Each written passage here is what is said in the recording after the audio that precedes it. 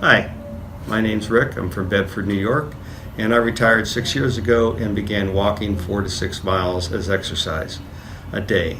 And all of a sudden, 6 months ago, my knees started to bother me. I could hardly walk. I was at a pain level of about 10, could not bend.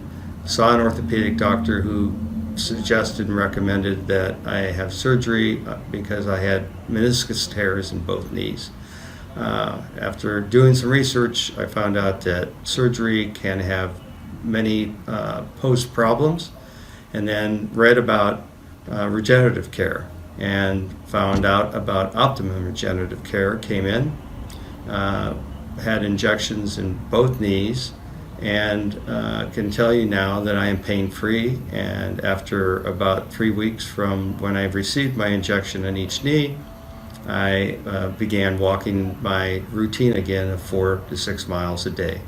I highly recommend to anybody who has the pain that I did should come in and at least look into Optimum regenerative care.